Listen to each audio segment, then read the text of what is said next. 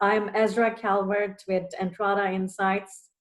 Our guest today is Matt Clement. Many of you know him from Arrivalist. With most of the US starting to open up businesses this week, I believe it's half of the states that are opening up. We thought it will be great to look at what's happening in the drive market and if we are seeing any kind of movement. And a little bit about Matt, he loves the outdoors. So I had to put this picture here because he is just an outdoor enthusiast. And look at his truck, that wild truck. So I think he'll make some fun remarks or wild remarks about the data today too, because the data is still wild. Even though businesses are starting to open up, there is some movement, but it's not much of uptick. So Matt, welcome, and we are looking forward to seeing the data that you're sharing with us today. Thank you. Well, thank you for that introduction, Ezra. And it's a pleasure to be with everybody today. I hope everybody's weeks have been going okay as we go into some kind of the wild new frontier, I guess, as states begin to reopen and we in the tourism industry have to begin to consider all of the things that we have to consider about that. So I want to start off today really with a couple of just, I think, pretty obvious statements, one obvious statement that I think everybody will likely agree with, and that's that the recovery for tourism is very likely, certainly, going to begin in drive markets first, and it's an interesting conundrum, I think, in some regards, because historically, throughout my career, at least in tourism, it seemed like drive markets, day trippers, were really kind of the low man on the totem pole for a lot of our destinations. And, these visitors typically had historically, shorter lengths of stay in our markets. Some were day trippers, which was a dirty word, up to about here recently. And that's really being flipped on its head now, because as we look at the next year, 18 months, perhaps longer, drive markets are really going to be a really important factor in being able to get our destinations back up on their feet. And of course, it behooves me to say that there's, of course, we are all completely cognizant of the fact that there are a lot of unknowns still. I know we're all on the same page and hoping that we are soon to be through the worst of this pandemic. And of course, that we don't see reoccurrences. So a lot of what I talk about today does take a little bit of an optimistic slant in what will happen in the next year, strictly with regards to the virus and the public health. So as we go through the data and some of the observations that I'm making, I do just want to caution that I'm really not trying to take a position on any of this, just really interpreting what the data is telling me, and how I think we can use that information as we hopefully are able to plot a recovery without the setbacks and certainly the tragedies of increased virus cases around the country. But really and truly, road trippers all of a sudden are much more important than they used to be, I think, to a lot of people. And as we were looking at this internally at Arrivalist, we thought about a few things about measuring this particular segment of visitation to any particular destination. First, we wanted to measure trips, not just mobility. There are a lot of studies right now in the marketplace using geolocation data that really focus primarily on mobility. What are the habits of folks, or what are the observed movements of people going to Starbucks and to grocery stores, and how did the pandemic affect that? And that certainly has been interesting, but for tourism, we really want to look at trips, not just to Starbucks, but trips away from home, 50 to 100 miles or further, because that's really what's important for us. And then next, we want to be able to define that drive market. So I think it's important that, as we started to build the Daily Travel Index, we wanted to be sure that we I think I hear the typical, I think the sound that we're all getting used to on Zooms, having kiddos. But we wanted to be able to provide context for these drive markets because they are quite different depending on where you are around the country. So if you're in the Northeast, your applicable drive markets are probably much closer to your destination, 50 to 100 miles, for instance, compared to Western markets, Utah or Colorado, Montana. Those places, drive markets are quite a bit wider. And we also wanted to filter this data to specifically look at trips in automobiles and cars.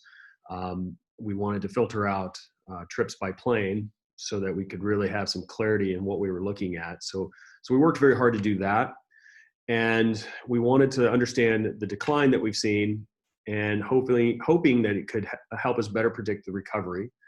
We've seen some interesting, and I'll share some interesting information on that here in just a bit. And then, of course, wanting to monitor the situation, look for signs of life, and then hopefully know when to act based on this information, as well as other factors of research, both qualitative and quantitative in nature. And I'll talk about that towards kind of what the things that I look at or am looking at on a daily basis towards the end of the presentation today. As a very brief overview of how Arrivalist works, and many of you are fairly familiar with this at this point, so I won't spend very long on this, but we are, of course, using the anonymized multi-source GPS location data from millions of users, and this is primarily derived from mobile devices and a few other sources, and we're able to basically filter that down until we have a balanced representation of the U.S. population. So that's the very brief overview of how Arrivalist works. And again, I know many of you are pretty familiar with that.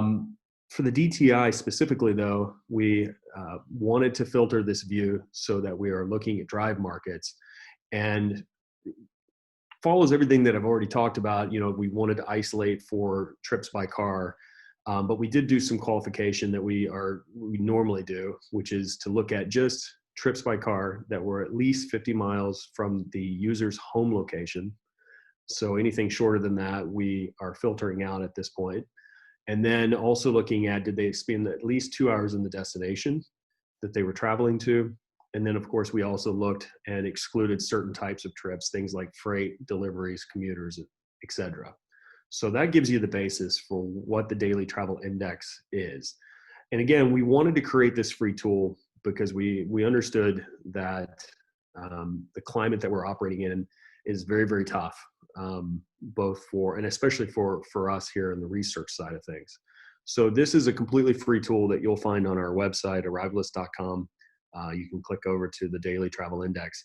And everything that we talk about today, all the data that I'm sharing is completely available on the website at no charge. So you'll be able to recreate these studies that I'm going through today on your own if you'd like, or change those things up, modify things to fit your own particular needs. And it's something that I think I'm very proud, here on the partner side, to see so many companies doing this exact same work. We've seen it from Longwoods, Destination Analysts, DK Shiflett, Adara, and the list just really goes on and on and on of companies that are providing research and data freely. And so I'm really proud to see that effort to help our industry. And I think it's a responsibility that we all have. When you go to the DTI, this is what the screen that you'll see. Again, I won't spend too much time on this, but just to briefly help you understand what everything is saying, you'll see three numbers across the top: the Daily Travel Index, day of week change, and week over week change. The Daily Travel Index is literally an index value for the particular day that you're looking at. So I believe today we've got Monday's data already up, and we are updating this typically within 48 hours of the day. We update it daily, but our data is usually at or less than 48 hours old. So terrific to have that kind of recency in the data. But it's showing you the volume relative to the baseline. And for the baseline, we used the aggregated trip volume for February, and we indexed against that. So if you look at the chart and you see these spikes, those spikes represent the weekend travel, and it's not a surprise to see those spikes. That's when a lot of people are going to be taking trips. So when we look at this, the way to think about it is that an average Friday in February or even in the 1st of March would be about 60%, 50 to 60%, depending on where you're at geographically, 50 to 60% above that baseline. So as we look at where we are today, we're still mostly under that baseline. So we're still showing very low volumes relative to where we were before everything happened. So the daily travel index is just giving you that relative volume for today. The day of week change is just comparing the last day that we've measured against that same day a week prior, and then week over week change is looking at the rolling average of the last 7 days to the 7 days prior. So that gives you a very quick hit of all the information that's here. And then you can also select states if you want to look at groups of states or a single state, as well as mileage bands. And we'll talk a little bit more about why those mileage bands are so important here in just a minute. So let's get into the good stuff. What have we observed so far? One of the first things that we noticed is that the drop-off and travel activity in the drive markets occurred pretty much simultaneously across the United States, and it was really irregardless of stay-at-home orders. I feel like after looking at this data an awful lot over the last several weeks, that the bellwether was really the stay-at-home orders that were enacted in California. If you look at the two states I'm comparing here, Alabama did not enact stay-at-home orders until later on, much later on in April, around the first week of April. But if you look at their overall activity, it follows that exact same trend that we saw in California. And there was a lot really happening in that middle part of March, both on the national level in addition to California. But really and truly, this seems to have had that biggest impact, single impact of any of the factors that we looked at across pretty much all the states. But since then, what we've noticed is that although a lot of the trends we're going to look at today are all going the same direction, the speed of those trends and what that sort of EKG looks like for each state can be quite different, especially as you start looking at the different mileage bands. Again, we're seeing that in some states like Washington, there is a little bit more activity going on in that 250-mile band than you're seeing in places like Texas, which might surprise some of you, because I think that the general consensus is that the grocery store is 100 miles away for a lot of places here in Texas. But the truth is, we've been pretty flat here in Texas for a long time, and are just now starting to see that rebound in that range. For Northeastern markets, it's even a little bit more different. So all of this to say that the recovery is of course unlikely to be uniform across the US, certainly to the extent that the decline seemed to be pretty uniform. The recovery probably will not be, and especially as you start to look at the different mileage bands and the activity within each of those bands. But the overall trends are pretty clear.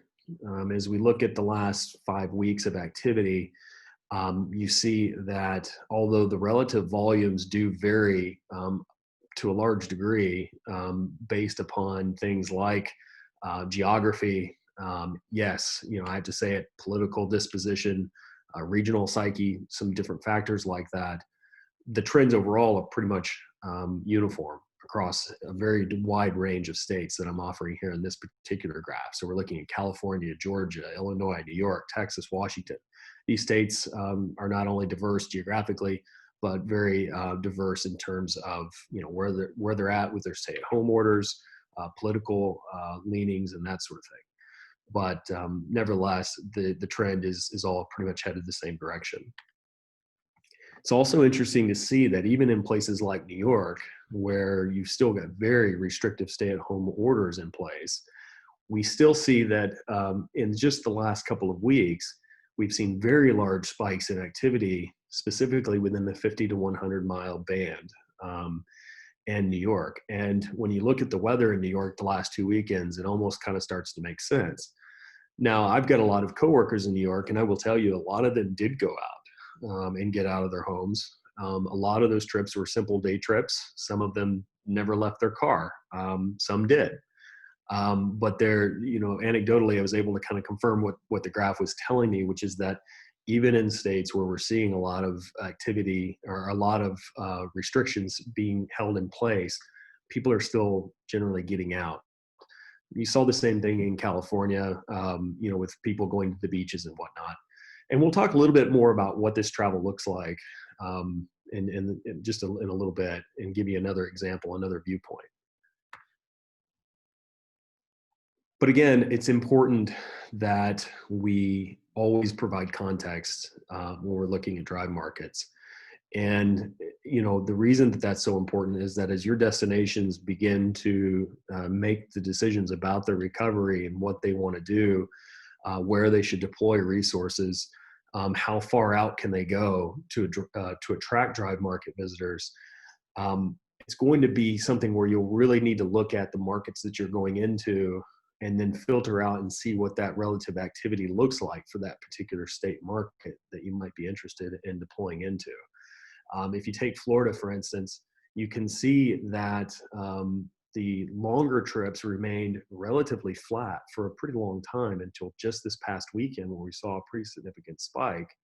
And then also, if you look at trips between 50 and 100 miles from home, although you see that uptick on the left side there, you can see that general trend is going up from when it bottomed out towards the end of, really the beginning of April, but still well below average volume. So in other words, even in a state like Florida, where it's been in the news quite a bit about easing its restrictions, reopening, the residents have mostly stayed in place to a large degree. That overall volume is still quite low in terms of the activity levels.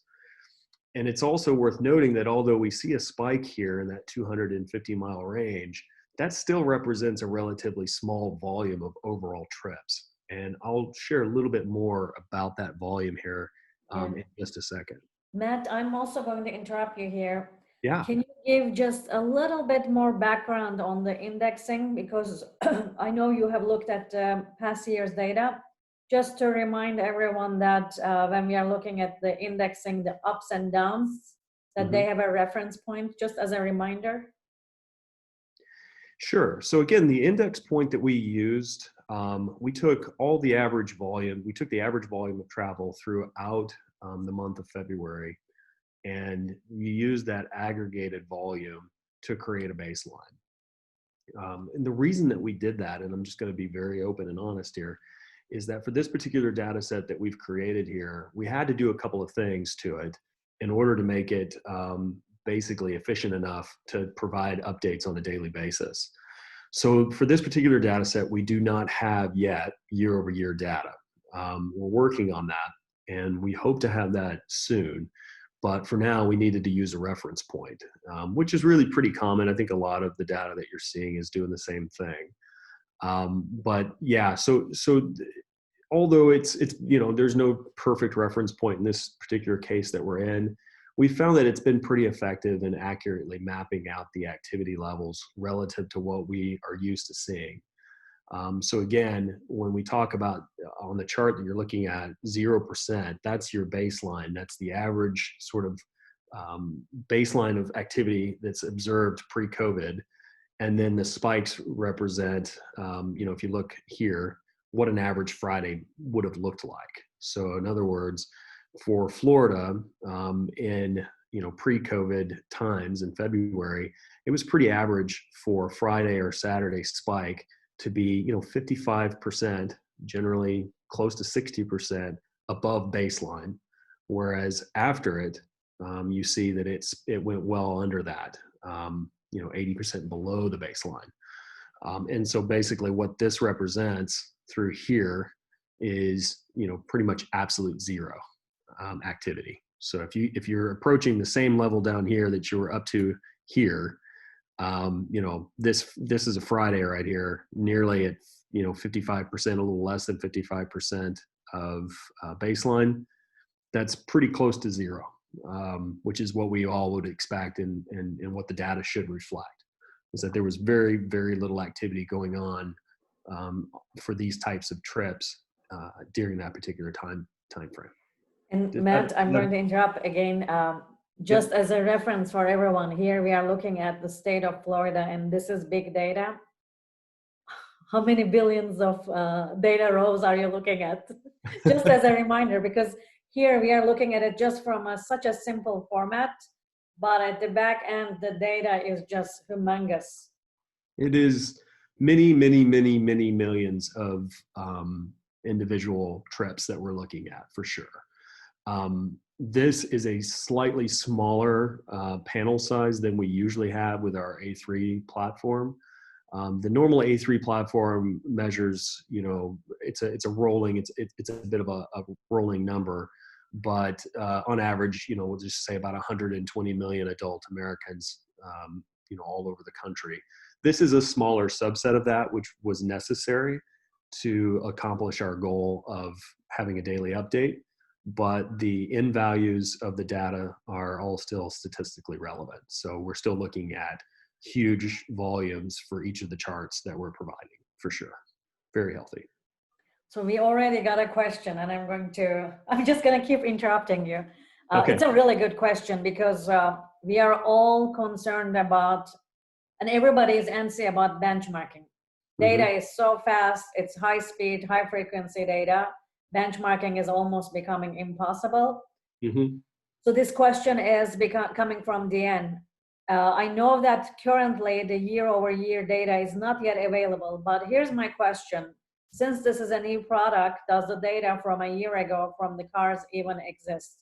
And if not, what data will you use for comparison? Right. So right now, the year-over-year data for this particular data set does not exist yet.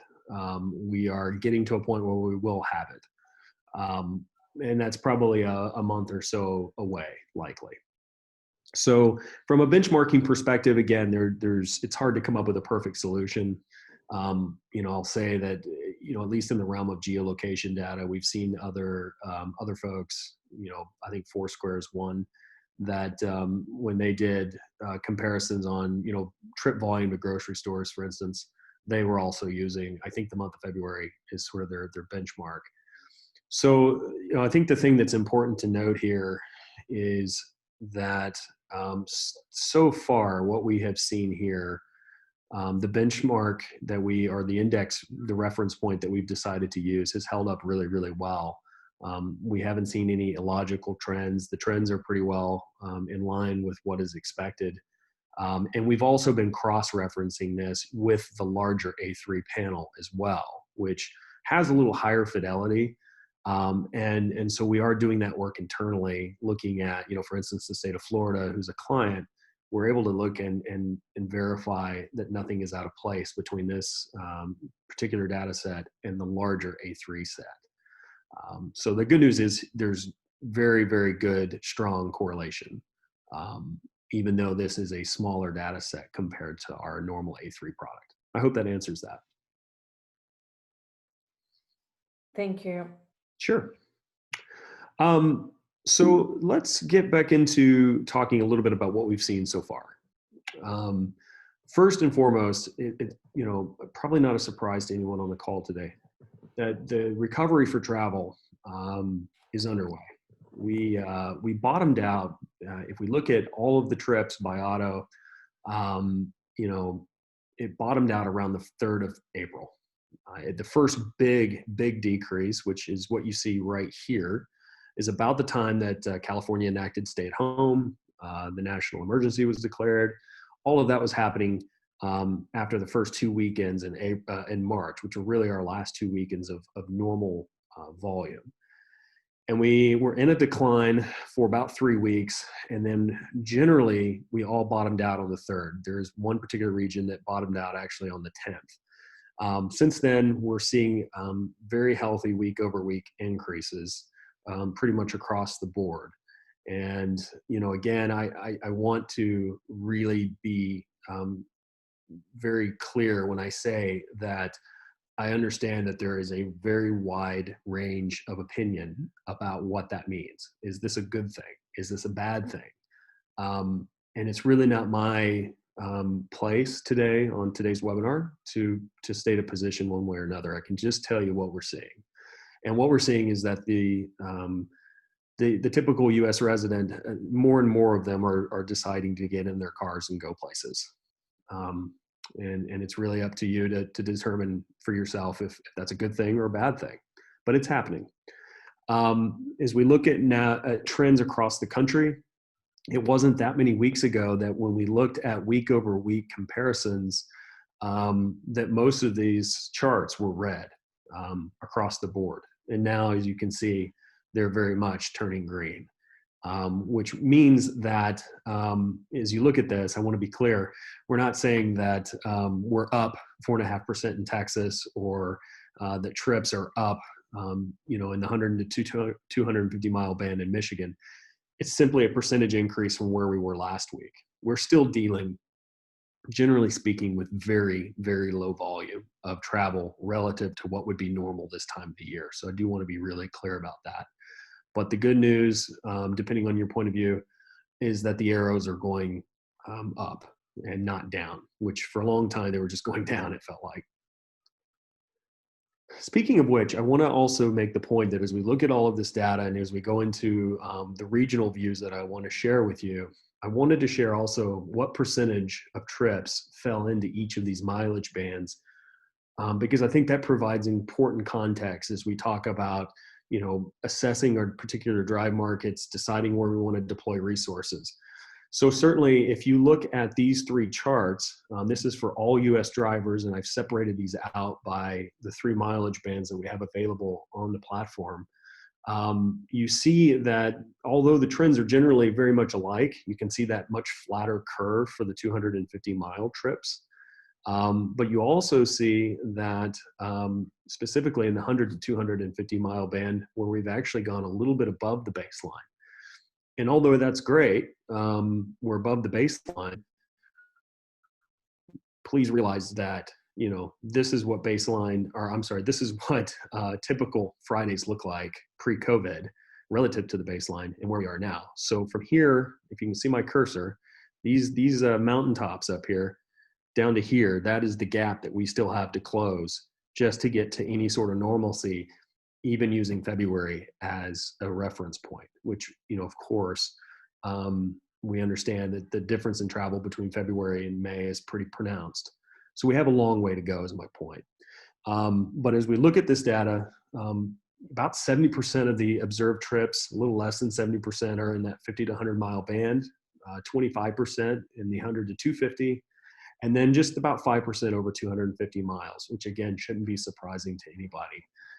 But as you look at the tool and you use the tool to assess opportunities, please keep these relative volumes in mind.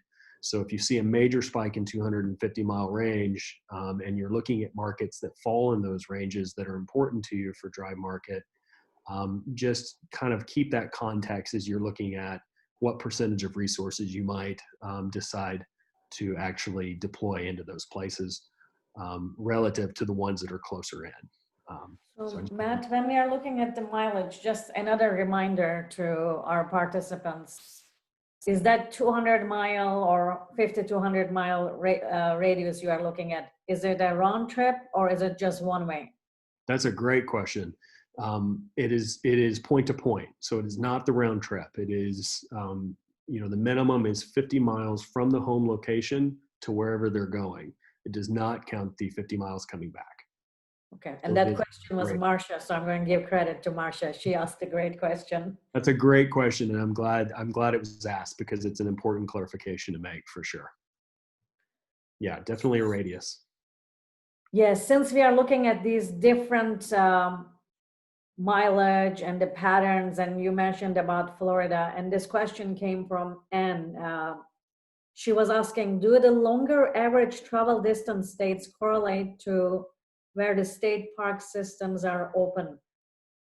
Have you guys seen anything in that pattern, especially when we look at some of the states with big state parks or big rural areas, urban compared to urban markets? If you go to the website and look at Texas, for instance, I do believe you'll see the effect of the state parks here in the state of Texas reopening. But it is important to note that they've only been reopened for day trip use. So, are we going to see 100 to 250-mile trips or 250-mile plus trips being spiked because of state parks opening for day use? Probably not. In my own opinion, 100 miles. If I drive over 100 miles from my house, and I'm not running an errand or something, if I'm going on a trip, um, to me, I'm probably making the decision to spend the night at that point, somewhere close to that. And so I think that the spike in Texas that we've seen in the 50 to 100 mile band could certainly be attributed to the state parks reopening. I think that the impact to the longer range mileage bands will come after those state parks are reopened for overnight camping and that sort of thing, as well as other recreational areas. So let's get into the regional views, because there's a lot of good information here to share with you. You'll see some differences as we go through these, for sure. Certainly, as I said in the beginning of the presentation, the trends are all pretty clear across the board. Travel is going up, but at different rates, depending on geography. So in the southeastern US, we've observed a 45% increase in travel volume since it bottomed out for the Southeast in the third, for April 3rd. And one other thing I should make note of, and I don't know that I've said this yet, when we talk about the travel volume for a state or for a region, we mean by the residents of that state or of that region, not people going to these places. So in other words, this is looking at all the people who live in the southeastern US and what their travel trends are.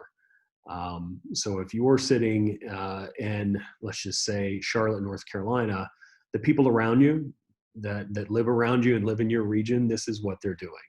This is a reflection of what we're observing in terms of them getting in their cars and going on trips. So I wasn't sure I made that clarification. I thought it better.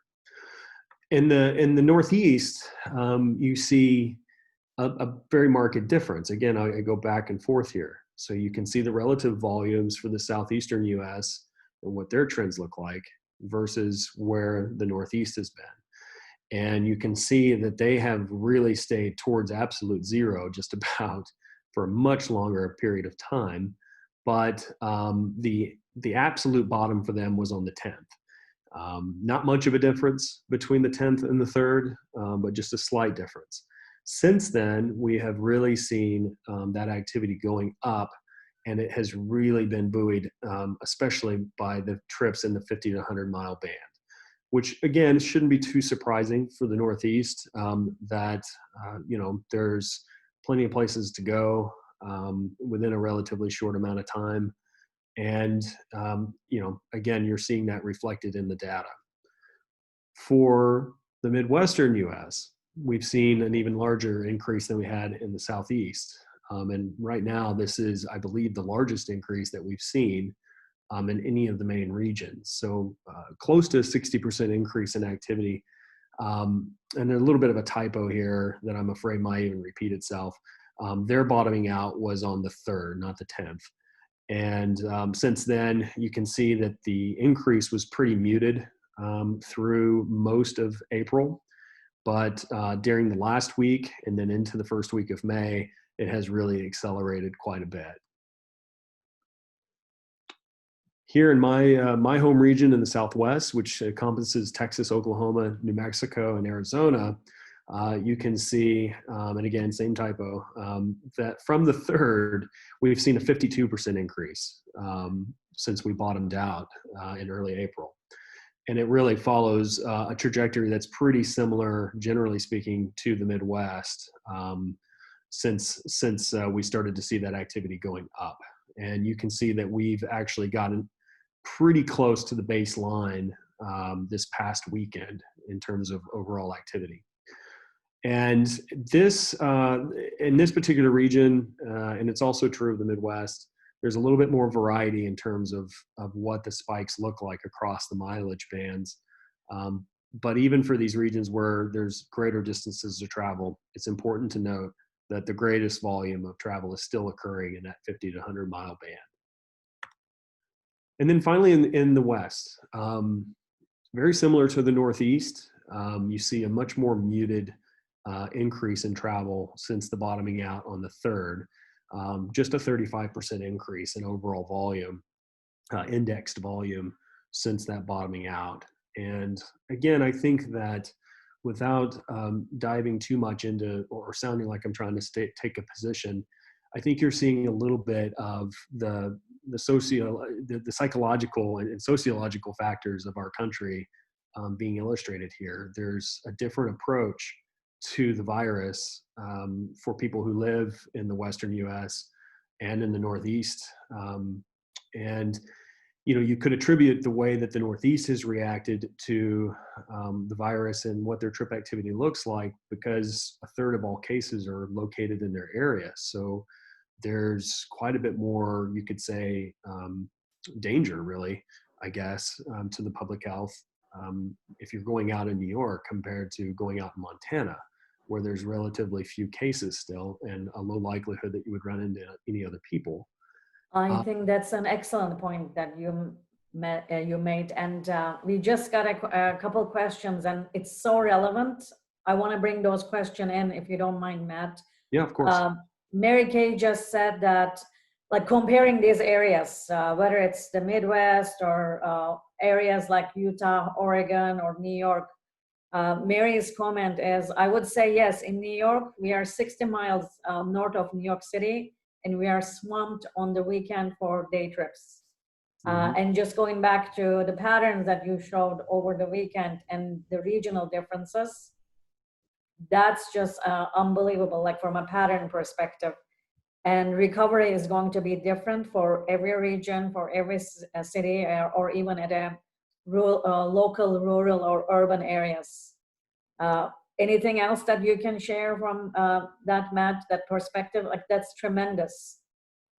And well, only that we, to the point, we do see very marked differences, but there are outliers always. I go back to this chart for New York because I remember week before last when we saw this spike right here, this first of these two, and I was flabbergasted because New York had followed a very steady trend that I expected, which was, there's a lot of virus cases there. There's a lot of people that are dying from this. There's a lot of risk, perceived risk, but also some real risk. And so this didn't surprise me that we stayed very, very low with no real indication of an increase. And then this weekend happened. And I called my coworkers in New York and I said, what's going on in New York? What's everybody doing? And they said, well, the weather was perfect. And, one coworker of mine who's a very moderate person said, I just couldn't take being cooped up in my apartment in Queens anymore. And so, yeah, some friends I can totally see that. Some friends offered to take me along upstate, and I went with them. And so there you go. And so it's interesting in that I was talking with a CEO yesterday, a West Coast CEO who I have a great deal of respect for. And, he asked me, he said, I'm just so confounded by the trends that you're showing me. And he says, I just wonder when people are going to realize there's a risk and how many 747s full of people do we have to crash into the ground? And he was referring to the number of daily deaths before people will just stay home. And, I think that's a very point. And he was, and again, he's a very good friend, and we were having a very kind of private conversation, poignant conversation. And I said, look, honestly, my friend, I said, how many people have to, how many 747s full of people who are texting and driving and killing themselves in the process on the highway do we have before we outlaw it, or how many people who were speeding and died because of that do we have to have before we reduce the speed limit to 55? I said, it's just human nature. Um, and so I think we're seeing this huge sociology experiment happening right in front of us, and the way that people are dealing with um, real risk versus perceived risk and what it means to them individually. And we're seeing people make decisions. And I said this on another webinar several weeks ago, in that at the time I said the trends appear to be going a certain direction, and I said the time right now is to really start considering how do we handle that. Right now all of our websites say stay at home. I said I think the time is coming very quickly where we're going to need to be ahead of this, where we're not telling people to stay home because they're not listening, but rather here's how to enjoy our destinations responsibly. Here's what's open, here's what's not, here's the rules, so on and so forth. And nothing's really changed my mind about that, in the last several weeks that I've been looking at this data. I feel that that still holds true, and that the great challenge that our industry faces right now is, how do we handle this in a way that we are responsible to the public safety for both visitors and residents? How do we stay on the right side of resident sentiment? And at the same time, not do a disservice to local business that are depending upon us more than ever. It is an awfully tough situation that we find ourselves in. So anyway, I went on that particular question, Ezra, a little bit. I hope you don't mind. Love it. And even just looking at some of these patterns, Elizabeth mentioned about state parks or other types of attractions as determining factors. We looked at the patterns of movement from New York versus some of the state park destinations, or Florida with the beaches. Mm-hmm. Any other patterns that you are seeing? Because it's the perception of risk. And our perception of risk is changing as we are getting used to this norm, the new normal we are living at, and people mm-hmm. are tired of being home. Any other, besides weather, state parks or urban areas, people trying to just get out of their clustered areas, any other patterns that you are seeing? Even attractions or anything sure. that's open or people want to get out? I know outdoors is big. Well, it is. I obviously don't have the publicly available data to share, but certainly within our client data, we're seeing what everyone's talked about, and especially, and a lot of this is very logical, of course. Disney World, Universal, they're closed. And so that visitation is obviously not going to happen until they, for who knows how much longer. So we do see that natural movement towards points of interest that we're monitoring across many, many clients. Obviously going up for those attractions that are, one, that are open, and two, yes, definitely an uptick for state parks and outdoor type activities that are, again, that are open.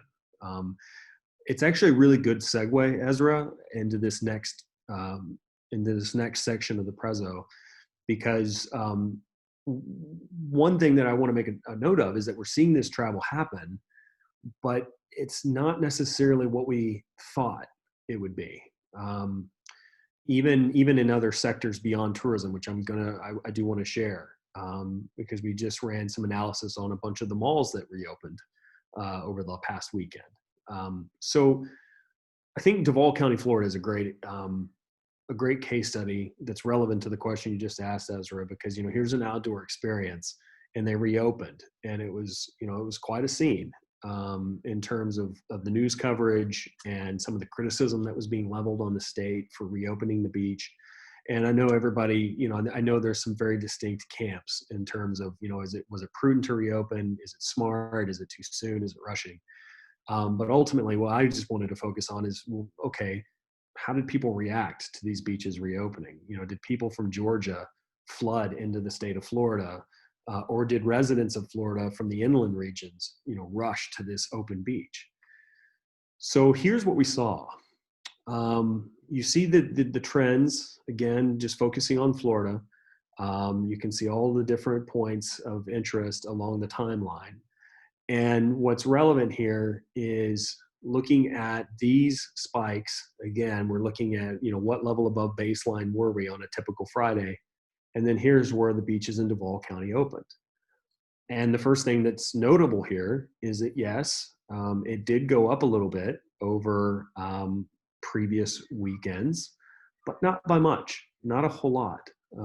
Certainly, Florida residents from the inland regions did not flock to those beaches. And so you see that reflected here. This is, again, just looking at Florida residents. But more than that, when you open it up to out-of-state residents as well, you see that 88%, a little over 88% of these arrivals to the beach were in-state arrivals. So in other words, people from the inland portions of Georgia, which are not far from Duval County, and I should mention Duval County is the Jacksonville. I unmuted it. I think we are just being crashed because everyone is on mute mode. We have a crasher probably. No, it's okay. So, it is very important to note that over 88% of the arrivals to the beach to these beaches in the Jacksonville area were in-state. And we just determined that in-state travel didn't really spike a whole lot in terms of that 50 to 100 mile qualifier or 50 plus mile qualifier. So where did they come from? Well, what we saw is that they pretty much came from the Jacksonville metro area, by and large. They didn't travel far to get to that beach. So when you see the photos of that particular weekend, it's worth noting that the people on that beach were by and large local residents. And I think this was interesting because, again, I think a lot of the fear about these beaches reopening was that they would immediately be packed full of visitors from far and wide. And we just didn't see that in this particular instance. And it's going to be interesting, I think, to look at this in the coming weeks as more things open.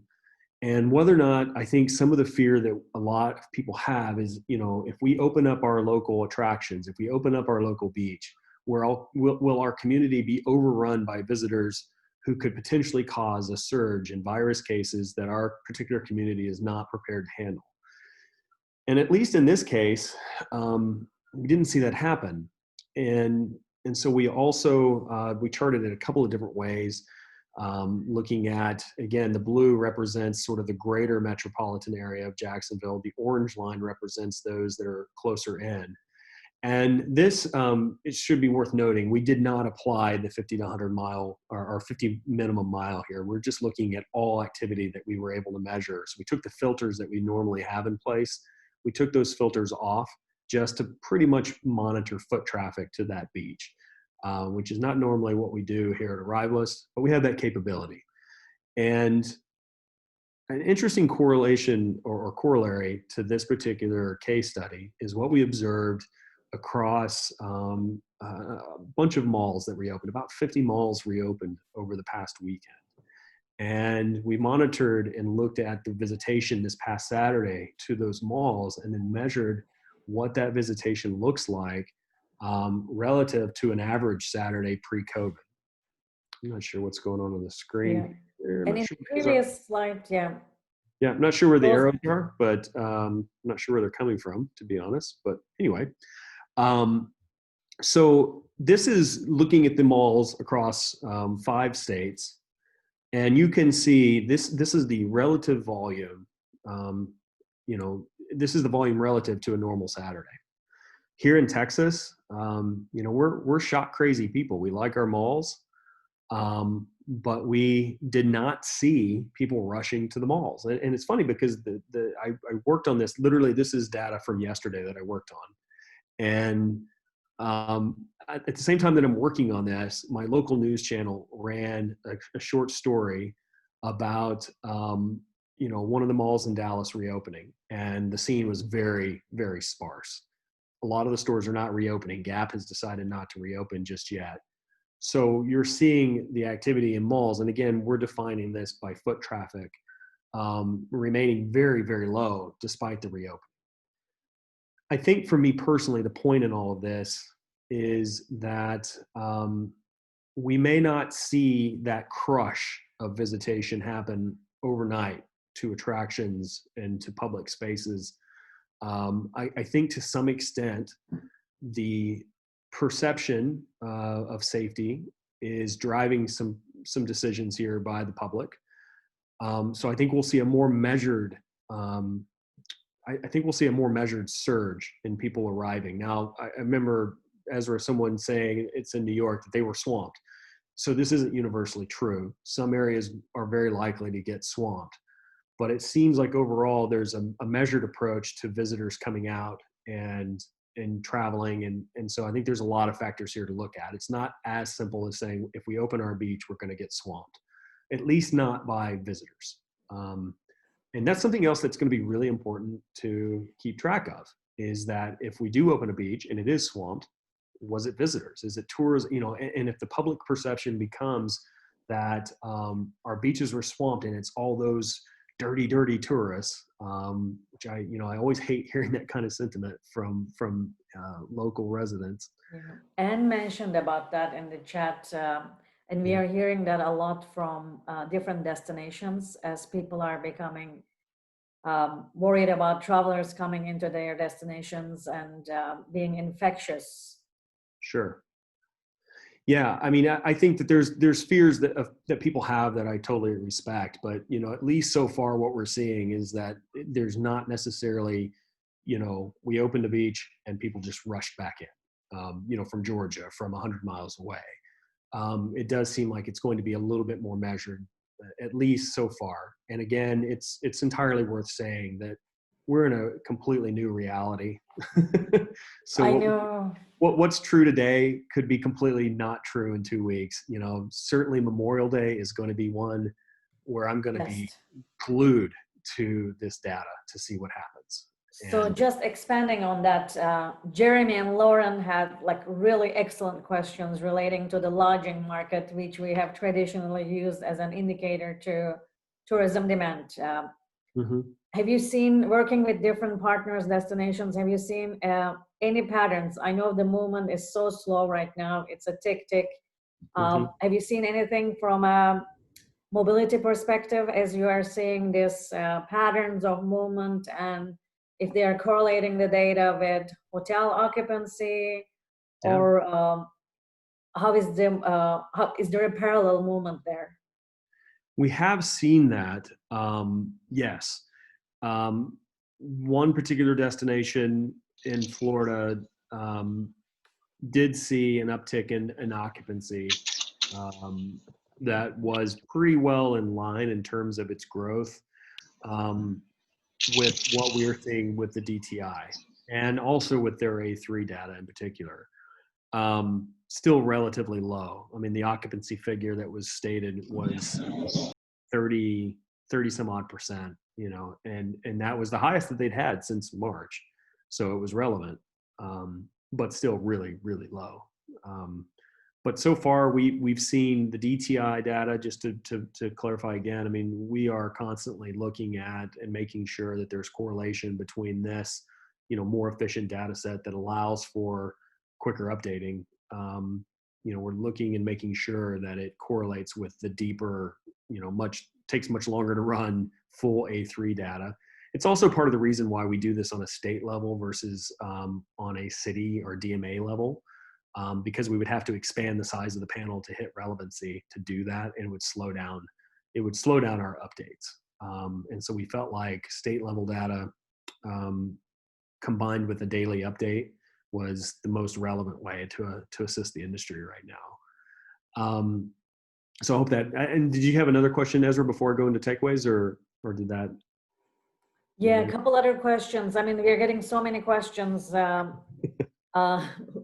Someone mentioned about the beaches coming, 3,500 visitors coming from Florida just across Alabama and Florida state lines, taking up beach parking. So definitely even beach areas are seeing that movement. Wendy had a question. I'm sorry, guys, I'm going through the questions here very quickly. It was really interesting. She wanted to see the different patterns around, among states. Have you looked at an average of those states that are open versus those that are not? Might be a good predictor of what the pattern will be for those states that are closed, still like Virginia, Florida, New York, the coastal I states. I can share a slide that I think will help answer that. And I'll be completely honest with everyone on the phone. We're working on, this is another presentation that we're working on. And I'm still trying to figure out what this data means. So this is an overview from the New York Times showing the different status of all the various states and where they stand as of, I think this is pretty current. And so the orange states here are those that are still completely shut down or restricted. The green are the partial reopenings, and the light greens are those that are about to. We did look at patterns amongst these three groups of states: the ones that still have restrictions, the ones that are reopening soon, and the ones that have already reopened. And you see that this is the index values for it's basically the percentage of index change between Fridays on a weekly basis. So the 6th versus the 28th, or more recently, the 1st of May versus the 24th of April. And what I take out of this is that generally, although the volumes for states that are reopened are, to some extent, they didn't have the decline that we saw in others.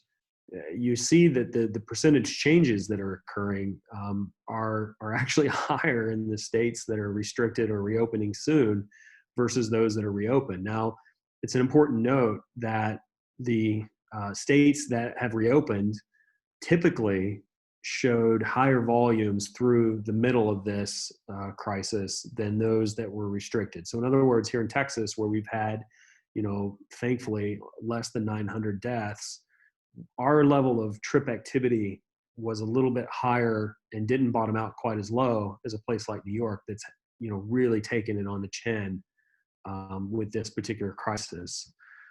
This is just another view. It's the index change. So looking at the index values, you see that, again, there's not a ton of difference. But all of this to say, and I think this will go back into my takeaways, it's been really interesting to look at. And the trends have sort of followed things like the reopening status, but not as perfectly as you would think, and not without major outliers like New York. Where, if there was ever a state that probably should stay flatlined even past these past 2 weekends, it didn't. It still showed an uptick in activity, which is interesting. So I'm going to switch back over. Ezra, I hope that... While you're switching back, I just want to mention about both Lori and Johnny's remarks, because they are both beach communities on the coast and their experiences are so different. Coming from Johnny, she said those were a number of out-of-state visitors that she mentioned earlier, staying overnight in accommodations. But the issue was with Florida day visitors coming to our beaches that were open and causing beach parking issues, with making so residents and actual overnight visitors had trouble accessing the beaches they traveled to. Mm-hmm. And then Lori's experience is totally different. Being in Jacksonville, there has been an increase in occupancy at the beaches, but it's low, but it's not out of control, and really no issues. Some pictures were not Jacksonville and some were based on perspective. Really, I think the dichotomy here is just amazing. And it goes back to what you said earlier, Matt. Everyone is going to see recovery at a different level and different pace. And it goes back to that perception of risk and residents' perception and the capacity at a destination. Totally. I mean, even within the same state, you just see, and I'm glad someone in Jacksonville is able to kind of verify the things that we saw just in the data, using the good old Mark 1 eyeball. We didn't see it. The data did not indicate a crush of visitation to that beach in Duval County. But that doesn't mean that it won't happen in other places. And that's the challenge of this entire thing, is that it's really going to be the challenges that you're facing in Colorado or California are going to likely look radically different than those in Texas. The challenges that you're facing are regional differences, just geography, are going to, and yes, I mean, I have to say it, I mean, geography, but yes, perception in your region, politics in your region, the perception of safety of travel, regional psyche. And what I mean by that is, some states are famously, the residents are famously more kind of against the grain. They're going to travel sooner. Texans, we're careful. I'm proud of our state. We've kept our casualties to this crisis awfully low, I think, for a state of 30 million people. But that doesn't mean that we're going to, I think as a state, and I saw Nate Gurn was on here, so hopefully he'll agree with me when I say this. People in Texas will be careful, but we're probably not going to stay at home for the next 3 months, generally speaking. We'll do things that are safe. We'll go outdoors. We'll practice social distancing when we go out. We'll wear our masks, but we're going to probably go out. And I don't know that that's necessarily true in every state. Because even amongst my very diverse group of friends in this industry that live in different regions of the country, I see very, very different attitudes. People in the Midwest who are saying, I'm not going anywhere for another 2 months. I don't care. I don't care what the numbers say. And it's going to be really up to everybody to look at your independent, and this is, my hypothesis on this part one of this takeaway is, you're really going to have to, more than ever, look at your drive markets that are important to you and really assess across a number of factors. And I have to say, and anyone that's ever seen me present knows I always say this, geolocation data, arrivalist data is very, very powerful. There's a lot of knowledge here. There's a lot of useful data here, but it is really just one leg of the stool. As we look at, what we need to assess, there's going to be both qualitative factors and quantitative.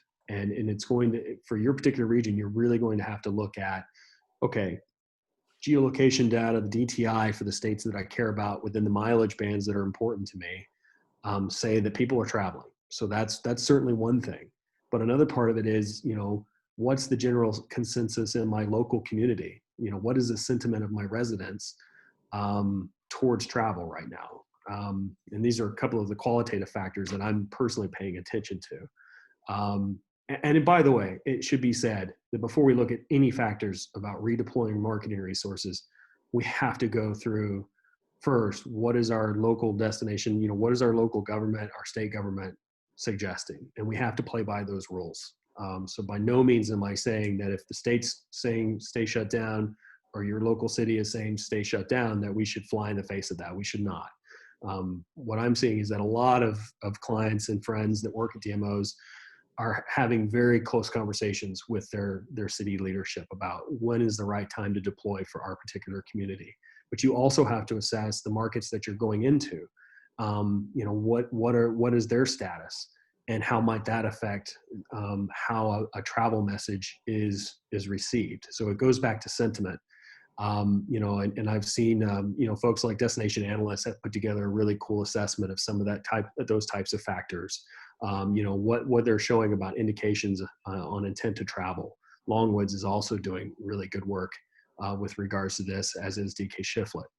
The perceived level of financial security by potential visitors, looking at particular drive markets that have been really hit hard by the crisis.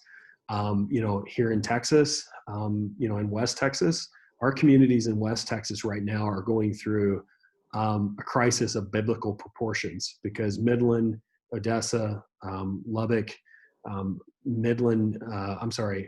Amarillo, those are oil towns, and they're also beef towns. And right now, both the meat industry, the cattle industry, and the oil industry are completely under siege. We're really struggling. So, would I have to think really carefully about what my message would be into a market like that? Yes, of course. We have to be really thoughtful about the economic situation in the markets that we're going to deploy into. Obviously, the types of experiences that are desirable are going to be critical. I will say that although we're all focused on the outdoors experiences, I don't know that that's necessarily going to be categorically true for every destination, that their origin markets are really going to be just want their outdoor experiences. You know, a lot of our museum partners, you know, take the museum, the National Museum of the Cowboy up in Oklahoma City. That's an enormous facility that can easily practice safe social distancing for people that go and visit the museum. So although outdoor experiences, I think, will be a big part of it, I don't know that we necessarily need to ignore everything else that we have available as they reopen in our destinations. And We then cannot finally, all do the same things right. as destinations. And I think the other part of it is, you know, for your particular drive markets, you know, as you establish this, you know, do you have other relevant research that looks at the demographic cohorts?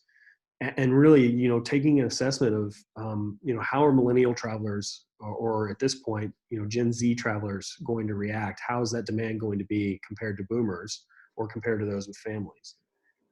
I'm a little over time, so I'm gonna speed this up. But from a quantitative standpoint, obviously we built the daily travel index to be a free tool that you could use to look at, you know, trends and the you know, indexed volume of activity happening for your drive markets.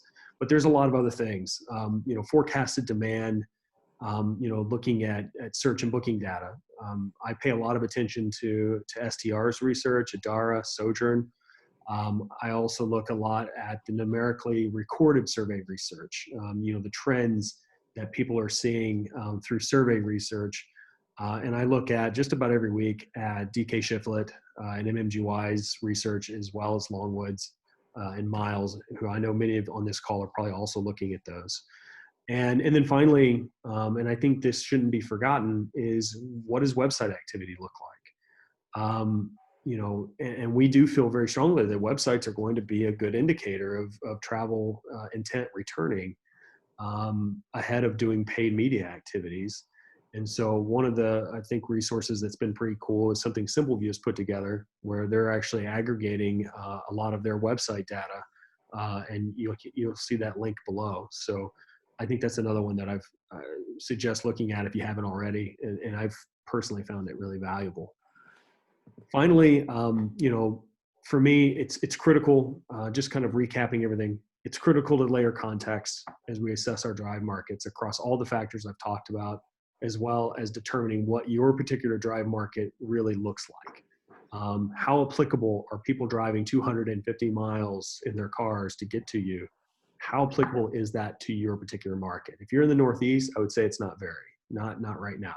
If you're out in the West, it's probably a little bit more important. For instance, and I'm just saying this anecdotally, but if I'm Colorado, you know, Texas is a huge summertime market for me, huge.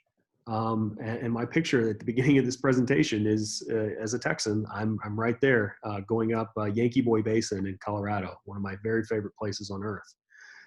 So for Colorado, yeah, they probably should be looking at 250 miles out and seeing what the trends are in Texas for trips of that length, to decide if it's appropriate to redeploy in the state of Texas. And then also, you know, looking at geolocation data as just one leg of the triangle of information that we need. Sentiment research, you know, booking search trends, these are all still super important. And I've always said that, and I'm going to continue to say that every chance I get. We work best when we work in tandem with our other partners that many of you are already working with. And the good news is that you know, the current trends are unmistakable, and how to handle it's going to be a challenge. But the good news is, even in this very, you know, budget challenged time, many of these partners are offering a lot of this data complementary for the good of the industry. And I think that's something, again, that I'm very proud of. So the last thing I want to say is that we are working at Arrivalist on the next iteration of our platform. I know I have many clients who are joining the call today. We are expediting our rollout of A4, which will come with some very big enhancements. We're going to be offering an optimized version, a customized version rather, of the Daily Travel Index. Demographics, I know, which many people have asked for time and again. So we're going to be integrating that into the platform, deeper zip code level analysis on origin market data, better reporting and download capabilities. I know that, for instance, Ezra, my friend Ezra now at Entrada, who are doing really amazing and unique things with data aggregation. A lot of our clients want to be able to get their data onto that platform. So we're working on that. And then also, of course, additional metrics, that are going to help you measure your recovery efforts. So just wanted to add that at the end, and happy to take any closing questions, Ezra. Matt, this was fantastic. You touched upon the demographics, and one participant asked about it because now everyone is making an assumption that perhaps some of the wealthier or higher income groups are traveling. So I think it will be amazing to see patterns with age or even different groups. Well, we feel that's important as well. And I know that the question has been, well, why hasn't Arrivalist already done it? And to be honest with you, the easy route is to overlay geolocation data with census level or zip code level demographic data. But we feel that that's really not, the fidelity of that is not nearly high enough. So what we are working on is a household level demographic data set, which we feel like will offer the fidelity that's much more important versus just zip code. But yes, absolutely. We know that is a crucial need for everyone as they help guide their marketing departments on targeting and market strategy. Well, thank you so much. We are like 12 minutes over time, and we still have about like 75 people online. I want to thank Matt from the bottom of my heart, and I want to thank all these research vendors who are big TTRA partners, supporters. This is Travel and Tourism Week, and I think it just shows how this industry is strong together. That is the most meaningful thing for me this week, just being with you all together and really contributing to the success and future of the industry. Thank you, Matt, for being with us this week. We are going to have the slides available to everyone, and we are looking forward to more conversations and more forward-looking numbers. Thank you, everyone. Thank you, Matt. Thank you, everyone, and thank you, TTRA. Bye-bye now. Bye.